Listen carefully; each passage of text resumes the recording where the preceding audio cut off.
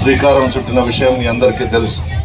అందులో భాగంగానే తూర్పు అరుంధతివాడ, చుండుగుంట, విఘ్నేశ్వరపురం, రామనాథపురంలో ప్రత్యక్ష నగదు బదిలీ కింద 26,17,00,000 మీకు జగన్మోహన్ రెడ్డి గారు ఇచ్చారు.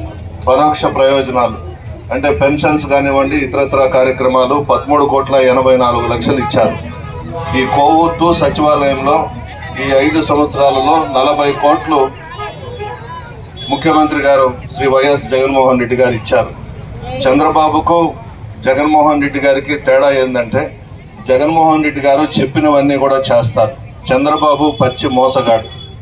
మీరు ఒక్కటే గమనించండి, 600 వాగ్దానాలు చేశాడు, ఒక్క వాగ్దానం కూడా పూర్తి చేయకుండా ఆయన ఏ విధంగా పరిపాలన చేశాడో మీ అందరికీ తెలుసు.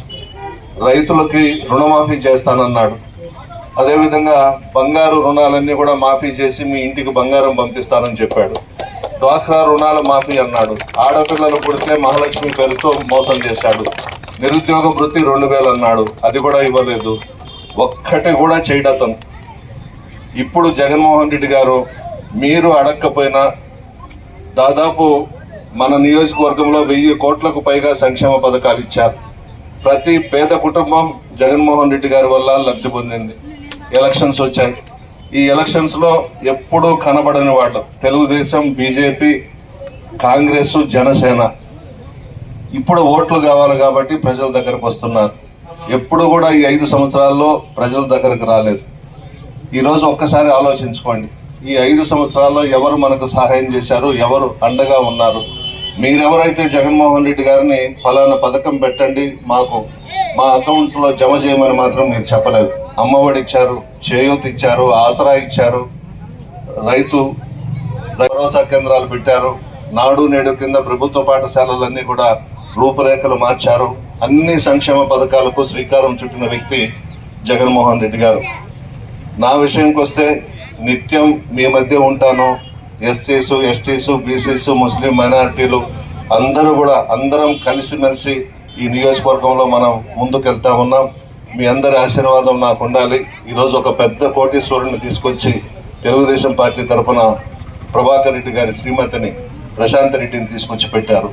వాళ్ళెవరో కూడా మీకు తెలుసు. మొన్నటి వరకు వైఎస్ఆర్ కాంగ్రెస్ పార్టీలో ఉండి రాజ్యసభ తీసుకొని 6 సంవత్సరాలు విలాసవంతమైన జీవితం గడిపి ప్రశాంతమ్మకి టీటీడీ బోర్డులో మెంబర్గా వేయించి అన్నీ అనుభవించి పార్టీ వదిలి వెళ్ళిపోయి ఈరోజు తెలుగుదేశం పార్టీ తరఫున పోటీ చేస్తున్నారు. డబ్బు చాలా బాగుందమ్మా, చాలా బలంగా ఉంది, ఎత్తుకొస్తున్నారు.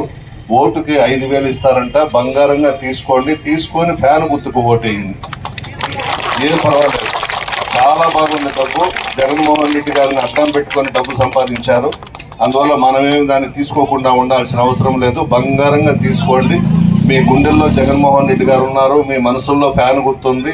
మీ అందరి ఆశీర్వాదం జగన్మోహన్ రెడ్డి గారికి ఉండాలి.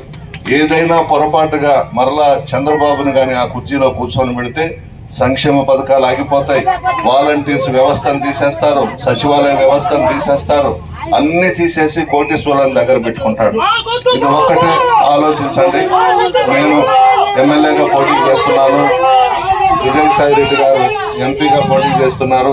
ఒక్కొక్కరికి 2 ఓట్లు ఇస్తారు. 2 కూడా ఫ్యాన్ గుర్తు మీద వేసి మమ్మల్ని ఆశీర్వదించవలసిందిగా కోరుతూ చుండుగుంటలో ఘన స్వాగతం పలికారు. అందరికీ ధన్యవాదాలు.